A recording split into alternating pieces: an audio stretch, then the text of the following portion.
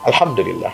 Bismillah, kita akan mulai ya episode yang pertama ini tentang sejarah Bani Israel. Dari mana mereka ini? Ya, teman-teman yang dimuliakan Allah Subhanahu wa taala, Bani Israel itu adalah keturunan dari Nabi Yakub alaihi salam. Ya.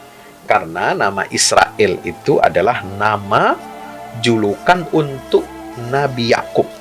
Ya, Israel. Isra itu adalah artinya dalam bahasa Arabnya abdun, hamba. Il itu adalah nama atau sebutan Allah, ya, nama Allah dalam bahasa Ibrani. Ya, itu il. Jadi Israel itu artinya adalah Abdullah, ya, hamba Allah Subhanahu wa taala. Nah, Nabi Yakub itu diberi julukan, diberi gelar sebagai Abdullah, hamba Allah. Ya, karena ya Nabi Yakub adalah hamba Allah, sama dengan Nabi Isa, sama dengan Nabi Muhammad SAW, sama dengan nabi-nabi yang lain, tidak ada bedanya. Ya, itu adalah hamba Allah. Maka ini adalah merupakan satu kekhususan. Coba kita lihat terminologi abdun, hamba di dalam Al-Quranul Karim. Ya, terminologi hamba di dalam Al-Quran itu, teman-teman yang dimuliakan Allah Subhanahu wa taala, itu pertama ditujukan untuk Nabi Muhammad. Subhanalladzi asra bi'abdihi lailan. Surah Al-Isra ayat 1. Minal Masjidil Haram ilal Masjidil Aqsa alladzi barakna haulahu linuriyahu min ayatina innahu was-samiul basir. Itu abdun di situ, abdihi adalah hamba Allah, di situ adalah Nabi kita Muhammad SAW. Yang kedua, kata abdihi dalam Al-Qur'an itu juga ditujukan untuk Nabi Zakaria. Ya, surat Maryam ayat 2. Kaf ya ain shad itu ayat yang pertama. Dzikru rahmati rabbika abadahu Zakaria. Ingatlah rahmat Tuhan, rahmat Allah yang telah diberikan kepada hambanya, yaitu Nabi Zakaria. Masya Allah. Yang ketiga, masih di surat Maryam, kata abduhu atau abdullah itu juga disematkan untuk Nabi Isa alaihi salam. Ya, inni abdullah. Ya, ataniyal kitab wa ja'alani nabiyya wa ja'alani mubarakan aynama kuntu wa awsani bis salati waz zakati ma dumtu hayya. Subhanallah. Jadi itu menunjukkan kedekatan ya, hamba. Nah, maka lebih khusus lagi Nabi Yakub itu disebut dengan dengan sebutan hamba Allah, Israel. Ya, Israel. Nah, Israel ini dalam sejarahnya, menurut catatan para ahli sejarah, ya, itu memiliki 12 orang putra. Ya, 12 orang putra. Ya, dari berapa istri? Dari 4 istrinya. Subhanallah. Ya, kita lihat dalam sejarah yang ditulis, ya, sejarah Bani Israel ini yang ditulis dalam buku Banu Israel fil Quran was Sunnah itu, ya, karangan Syekh Al-Azhar, ya, mantan Grand Syekh Al-Azhar almarhum Profesor Dr. Muhammad Said Tontawi, itu disebutkan bahwasanya Nabi Yakub ini memiliki 4 orang istri. Dari 4 istrinya itulah lahir 12 orang putra. Istri yang pertama, ya teman-teman semuanya, adalah namanya Leah. Leah, ya. Leah ini melahirkan putra-putra Nabi Yakub, yaitu yang namanya pertama adalah Rabin, ya, Rabin, makanya ada nama-nama orang Israel itu seperti misalnya mantan Perdana Menteri Israel, ya, Yitzhak Rabin, ya. Kemudian Shimon atau Shamon dalam bahasa Arab. Shimon itu juga satu putra dari Leah, istri Nabi Yakub yang pertama. Seperti misalnya ada nama mantan Perdana Menteri Israel juga, namanya Shimon Peres, ya. Yang kedua Levi, ya, ini juga Levi itu nama khas, nama marga Israel, ya, Levi atau Lawi dalam bahasa Arabnya. Kemudian yang keempat adalah ya, anak Nabi Yakub dari Leah ini adalah Yehuza. Yang kelima Yashaker. Yang keenam adalah Zobolon. Nah, itu 6 orang putra dari istri yang pertama, Leah. Yang kedua, istri Nabi Yakub adalah Rachel atau Rachel, ya. Rachel ini punya melahirkan 2 orang putra Nabi Yakub, yaitu siapa? Yusuf atau Joseph dan Benyamin atau Bunyamin dalam bahasa Arab. Nah, Benjamin, Joseph ini adalah nama marga dalam agama Yahudi, ya, dalam agama Yahudi atau bangsa Israel, ya. Itu dari istri yang kedua. Istri yang ketiga Nabi Yakub ini adalah Zelfa. Nah, ini punya dua anak, putra Gad dan Asher. Ini juga nanti nama puak, nama marga Bani Israel, ya. Sama dengan misalnya dalam bangsa Arab, ya, Quraisy itu juga punya marga-marga. Ada apa namanya? At-Taimi, ada Al-Asadi, ada Al-apa gitu ya. Kalau yang di Madinah Ansor itu ada Al-Ausi, ada Al-Khazraji, itu marga-marga bangsa Arab, ya. Nah, kalau bangsa Israel itu juga nama marga-marga berdasarkan dari 12 keturunan Nabi Yakub alaihi salam, ya. Nah, kemudian istri yang keempat ini adalah Belha. Ya, ini punya anak namanya Dan, ya, dua putra. Yang pertama Dan dan Naftali. Nah, kita ingat sekarang Perdana Menteri Israel yang baru terpilih, ya, oleh Knesset, membentuk satu koalisi pemerintahan Israel baru itu, ya, itu namanya Naftali Bennett. Ya, Naftali itu adalah nama marga, nama keluarga. Jadi biasanya nama marga bangsa Israel ini itu disebutkan di awal, ya. Naftali itu Bennett namanya, ya, itu di awal.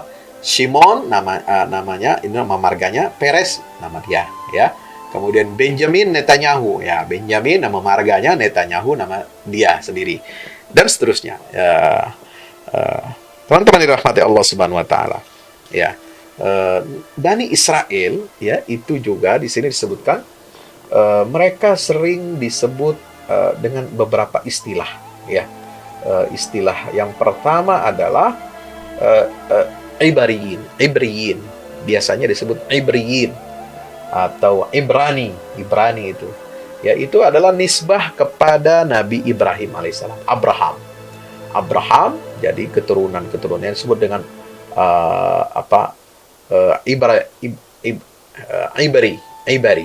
Ibari, ya. Nah, Ibrahim al-Ibrani. Nah, itu juga disebutkan. Kenapa dulu Nabi Ibrahim itu julukannya adalah Al-Ibrani? Karena beliau itu, Nabi Ibrahim itu orang yang menyeberang, ya, menyeberangi sungai Furat, sungai Efrat maksudnya, sungai Efrat dan sungai-sungai lainnya untuk sampai ke Baitul Maqdis atau sampai ke Urshalim. Nah, itu ya. Yaitu makanya Nabi Ibrahim itu disebutnya Ibrahim Al-Ibrani. Nah, dari situlah mereka mengambil istilah Bani Israel ini, mengambil istilah Ibrani yang disematkan untuk kakek mereka, yaitu Nabi Ibrahim alaihissalam, itu disebutkan untuk nama lain daripada Yahudi atau Bani Israel ini. Ya. Kemudian yang kedua, mereka disebut juga dengan istilah Israel, ya. Kalau kata Israel ini memang itu tadi sudah disebutkan bahwa Israel itu adalah gelar bagi Nabi Yakub alaihissalam, ya, bagi Nabi Yakub alaihissalam. Nah, itu Nabi Yakub, ya, memiliki 12 orang putra sebagaimana tadi saya jelaskan. Jadi jelas ya, Ibrani atau Ibari dan Israeli itu adalah nama lain dari kaum atau bangsa Yahudi. Nah, dari mana mereka disebut Yahud? Ya, Al-Yahud ini menunjukkan satu entitas yang baru. Al-Yahud wal Yahudiyah. Kata Yahud itu adalah konon diartikan ada padanan kata dalam bahasa Arab, inna hudna ilaik. Artinya apa? Inna tubna ilaika, ya Allah, kami bertaubat kembali kepada ajaranmu, ya Allah. Karena setelah mereka melakukan kesesatan, melakukan penyimpangan, melakukan kekufuran, mereka akhirnya menyadari kesalahan dan kekeliruan itu. Ya, setelah mereka dihukum oleh Allah Subhanahu wa taala, yatihuna fil ardi arba'ina sanah. Ya, itu mereka mengalami masa tih. Ya, apa itu tih? Itu istilah lain dari apa? Kebingungan. Mereka ini terombang-ambing. Ya, mereka dibuat galau oleh Allah Subhanahu wa taala, tidak punya tanah air, tidak punya tempat tinggal, mereka tersesat di berpindah-pindah secara nomaden dari satu wilayah ke wilayah yang lain. Mereka tidak punya tempat tinggal. Nah, mereka itulah hukuman dari Allah. Kenapa? Karena di zaman Nabi Musa alaihissalam mereka melakukan penyimpangan. Ketika Nabi Musa berkhalwat, ya, selama 40 malam di gunung Tur Sina, ya, mereka ini kemudian ditinggal oleh Nabi Musa, ya, kemudian diserahkan, diamanahkan kepada Nabi Harun, ya, saudaranya Musa alaihissalam. Ini tapi mereka ini menuntut apa? Ya, menuntut ingin menyembah Tuhan tapi yang bisa dilihat, yang bisa diindra oleh materi, oleh panca indera manusia. Maka mereka menyembah, membuat patung emas, ya, berbentuk anak sapi. Nah, itu yang mereka sembah. Nah, lalu kemudian mereka bertaubat, ya. Setelah itu diingatkan, dikecam oleh Nabi Musa alaihissalam. Nah, dari situlah lahir kata hudna ilai. Dari situlah ungkapan Yahud. Nah, Yahudi ini memiliki keyakinan-keyakinan yang tentu saja belum tentu sama sepadan dengan Bani Israel. Bani Israel itu masih sifatnya umum. Ada di antara mereka yang beriman, yang menjaga nilai-nilai kebenaran dari Allah Subhanahu wa taala yang diwahyukan kepada orang tua mereka, nenek moyang mereka, diwahyukan kepada Nabi Ibrahim, kepada Nabi Ishak, kepada Nabi Yakub, dan kepada Nabi Yusuf alaihi salam. Tapi kemudian sedikit demi sedikit ini mereka ada, ya, bahkan menjadi mayoritas dari Bani Israel itu menjadi Yahudi, ya, yang murtad, yang menyimpang. Coba kalau kita lihat Yahudi di dalam Al-Quran itu semua kata-kata yang negatif, ya, kata-kata yang negatif di dalam Al-Quran. Misalnya, walan tarbo angkal Yahudu walan Nasara, itu surat Al-Baqarah 120, ya. Itu mereka tidak ingin umat Rasulullah SAW ini dapat, ya, lurus mengikuti, ya, agama tauhid, ya, dan mereka tidak ridho kepada agama Islam ini sampai betul-betul engkau dan umatmu, wahai Muhammad, mengikuti tradisi-tradisi agama mereka. Nah, walan tarda angkal Yahud walan Nasrah. Al-Quran lagi mengatakan waqalatil yahudu yadullahi maghlulah. Ya, tangan Allah itu terbelenggu. Artinya apa? Pelit. Ya, mereka itu mengatakan innallaha faqirun wa nahnu aghnia. Itu nggak boleh. Allah itu fakir dan kami ini yang kaya. Nah, ini menunjukkan akidah mereka itu menyimpang, sesat. Ya, jadi Yahudi itu sudah sesat, ya, dibandingkan konotasi dari makna Nabi Bani Israel, ya. Ada lagi dalam Al-Quran qalatil yahudu Uzairun ibnullah. Uzair itu adalah putra Tuhan.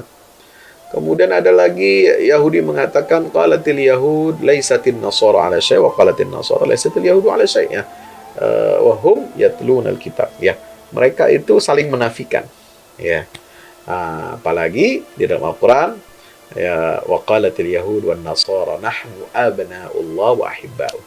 Nah, mereka merasa diistimewakan oleh Allah, mereka merasa ada sebagai putra-putra Allah dan kekasih-kekasih Allah Subhanahu wa taala.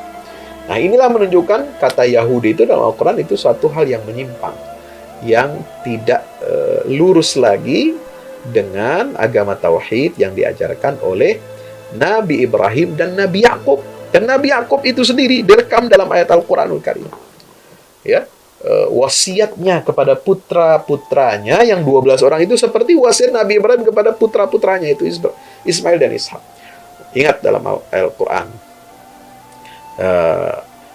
wa wassa biha Ibrahimu banihi wa Yaqub innallaha astafa lakumud dina fala tamutunna illa wa antum muslimun.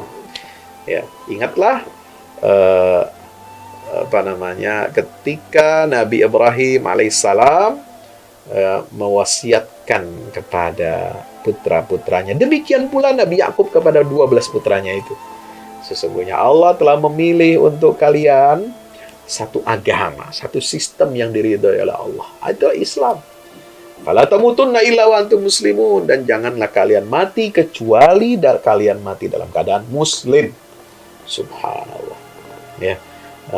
Dalam ayat berikutnya juga disebutkan wa nahnu lahu muslimun. Ya. Kami ini adalah orang-orang yang berserah diri, yang muslim, berislam kepada Allah Subhanahu wa taala. Nah, itu bedanya, ya. Jadi, sahabat-sahabat, ini Yahudi ini sudah keluar jauh, menyimpang dari ajaran Nabi Ibrahim, ajaran Nabi Ishak, ajaran Nabi Yakub alaihim afdhalus salatu wassalam, ya. Nah, kalau bicara lagi di dalam surat Al-Isra itu ada juga penyimpangan mereka, ya. Wa ataina Musal kitaba wa ja'alnahu hudan li bani Israila alla tattakhidhu min duni wakila. Ya. La tattakhidhu min duni wakila. Ini yang diingatkan kepada Bani Israel. Ingatlah, kami telah memberikan kepada Bani Israel itu kitab Taurat kepada Musa alaihissalam. Kami jadikan Taurat itu sebagai petunjuk bagi Bani Israel. Allah tattakhidhu min duni wakila. Nah, ini poinnya. Tauhidnya kepada Allah. Allah memberikan perintah pada mereka sekaligus larangan. Jangan kalian menjadikan selain Allah, selain aku di situ kalimatnya. La tattakhidhu min duni wakila. Jangan kalian jadikan selain aku sebagai wakil. Ya, sebagai zat yang kalian percayakan, zat yang kalian sembah. Ya. Bagaimana menyembahnya? Mereka apa musyrik secara kasat mata, mereka tidak menduakan Allah. Tidak seperti Trinitas yang sebaik. Tapi mereka itu melakukan apa? Nah, ittakhadhu ahbarahum wa ruhbanahum. Ya, mereka telah menjadikan pendeta-pendeta, menjadikan rahib-rahib, menjadikan rabi-rabi mereka itu apa? Arbaban min dunillah. Nah, mereka jadikan pendeta dan rabi-rabi itu sebagai Tuhan-Tuhan yang menandingi Allah. Ya, mereka buat aturan sendiri, lalu mereka benarkan, mereka ikuti. Ya, padahal itu bukan aturan yang datang dari Allah Subhanahu wa taala. Wal Masih ibn Maryam, mereka juga menjadikan Masih Isa putra Maryam ini dalam yang dilakukan oleh pengikut Nasrani itu untuk menjadikan Isa putra Maryam itu sebagai Tuhan. Nah, inilah kesesatan mereka, inilah kemusyrikan mereka, inilah kekufuran mereka. Nah, jadi itu sejarahnya Bani Israel, ya. Teman-teman yang dimuliakan Allah Subhanahu wa taala. Nah, dalam perjalanannya Yehuda ini dari 12 anak Nabi Yakub alaihi salam, Yehuda itu adalah pemimpin dari 11 orang saudaranya. Ya, Yehuda ini pemimpin anak-anak atau putra-putra Yakub. Ya, sampai keturunan Yehuda ini memimpin Bani Israel sampai pada masa Nabi Sulaiman alaihi salam.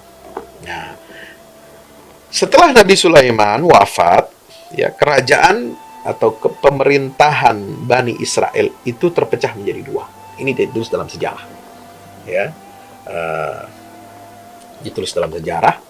Ya, yang ditulis dalam sejarah itu setelah Nabi Sulaiman wafat, mangkat.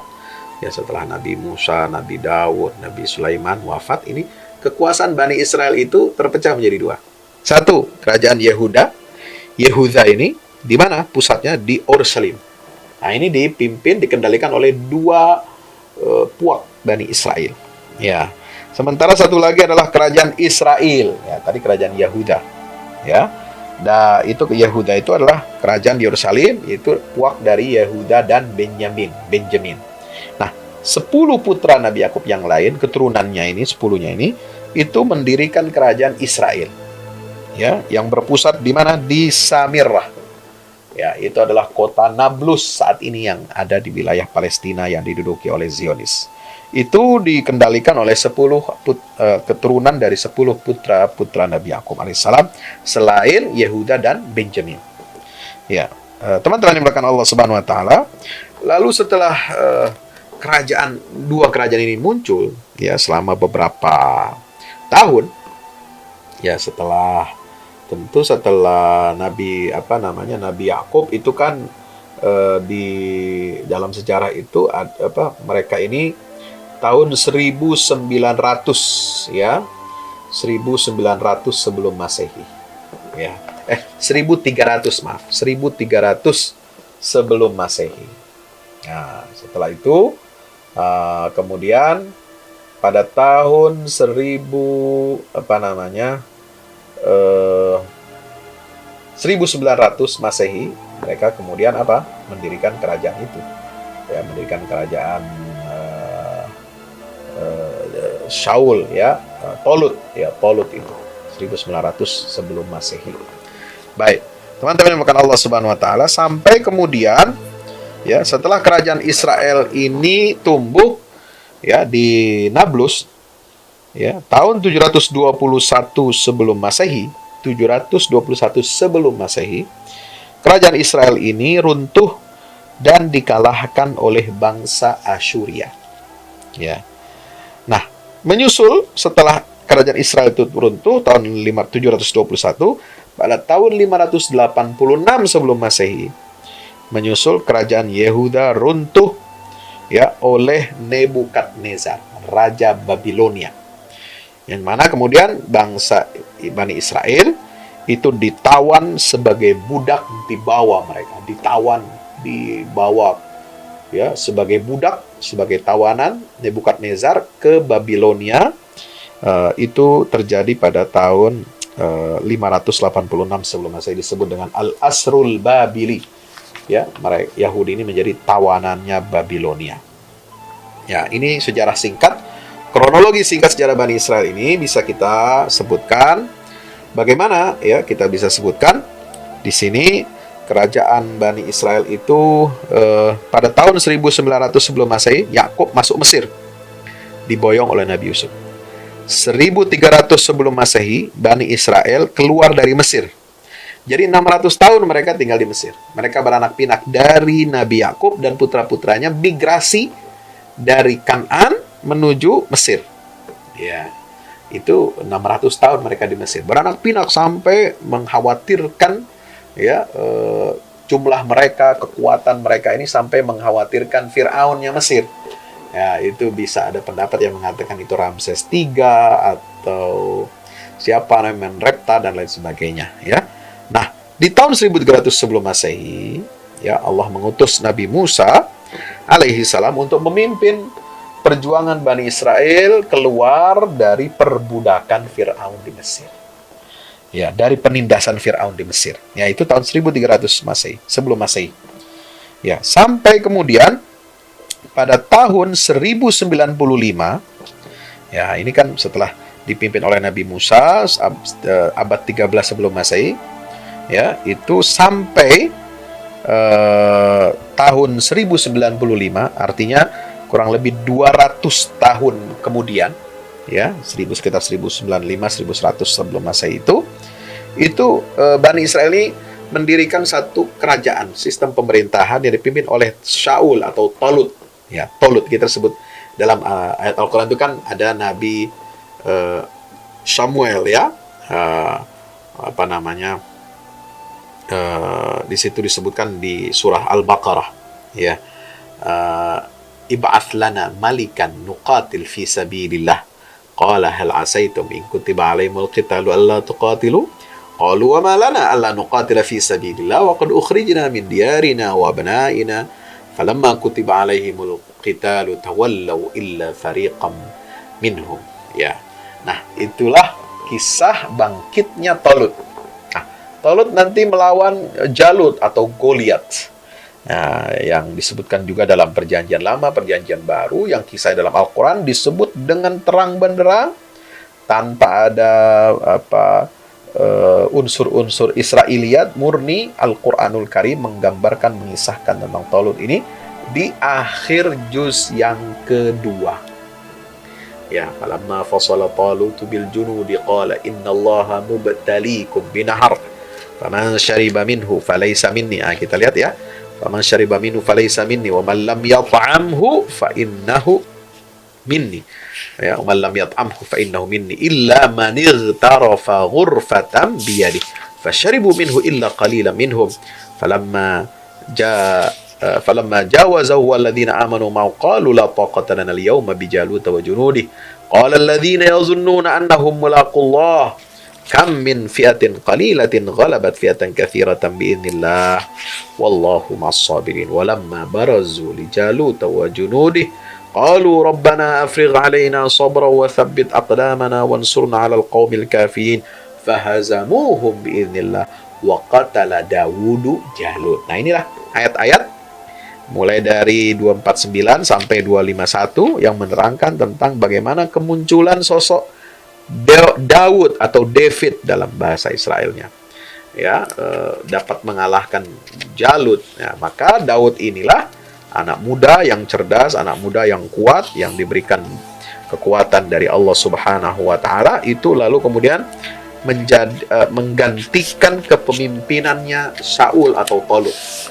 Dia lalu kemudian Nabi ini menjadi raja. Subhanallah. Baik, teman-teman yang dimuliakan Allah Subhanahu wa Ta'ala. Pasca Talut, ya, setelah kerajaan Talut itu berdiri, lalu Daud itu memimpin, lalu diteruskan oleh Nabi Sulaiman, sekali juga sebagai Raja Sulaiman. Maka pada tahun 975 sebelum Masehi, ya, kerajaan Talut, Daud, dan Sulaiman ini yang tadi mereka sudah rintis, itu lalu pecah menjadi dua kerajaan, yaitu apa? Yehuda dan Israel. Dan 586 sebelum Masehi, Yerusalem hancur, runtuh oleh pasukan dari Babilonia yang dipimpin oleh Nebukadnezar. Mereka mengalami Asrul Babili. Tahun 70 Masehi, Yerusalem dihancurkan oleh Kaisar Titus dari Roma. 70 Masehi, maaf, bukan sebelum 70 Masehi, artinya setelah masa Nabi Isa alaihissalam, setelah lahir, bahkan setelah beliau mau disalib dan diselamatkan oleh Allah Subhanahu wa Ta'ala. Maka pasca penyerangan dan penghancuran yang dilakukan dua kali, pertama oleh Raja Nebukadnezar tahun 586 Masehi dan Kaisar Titus pada tahun 70 Masehi, maka Bani Israel yang ada di wilayah Baitul Maqdis dan sekitarnya negeri Syam itu, mereka kemudian bermigrasi ke Jazirah Arabia. Jadi mereka belum bermutasi, belum bermigrasi kemana-mana. Belum ke Eropa, belum ke Afrika, belum ke mana? Ke Yaman atau wilayah Arab sebelah mana gitu ya. Itu belum. Ya, itu mereka berkonsentrasi di wilayah Jazirah Arabia. Karena apa? Karena itu wilayah mereka ini itu belum dikuasai atau tidak dilirik oleh kekuatan dua imperium besar dunia pada saat itu, yaitu Imperium Romawi Timur, ya, yang beragama Nasrani, dan Majusi, yang itu kerajaan Persia yang beragama Majusi. Nah, ini jadi ada tiga kekuatan, ya. Ada kekuatan Kristen, sudah punya kerajaan besar, Romawi Timur, ya. Ada agama Majusi, ya, itu punya kerajaan besar, Persia. Nah, ada kekuatan Yahudi yang saat itu mereka tidak punya kekuasaan apa-apa, tidak punya kekaisaran. Ya, mereka ini terlunta-lunta. Itu yang disebut dengan sampai bermigrasi, bercucu, beranak pinak di mana? Setelah sebelumnya di Mesir dulu, zaman Nabi Yakub sampai zaman Nabi Musa, ya. Kemudian mereka setelah hancur kota Ursalim oleh Kaisar Titus tahun 70 Masehi, mereka hijrah kemana? Ke Jazirah Arabia. Selama kurang lebih 6 abad, ya, mereka tinggal di sana, beranak pinak di kantong-kantong wilayah sekitar Madinah atau Yathrib. Inilah kuasa Allah Subhanahu wa Ta'ala mempertemukan sosok Nabi akhir zaman, ya, yang tadinya mereka harap-harap, ini orang Yahudi berharap-harap ini Nabi terakhir ini nanti adalah Mesias yang akan menyelamatkan Yahudi dari keterpurukan mereka, ya.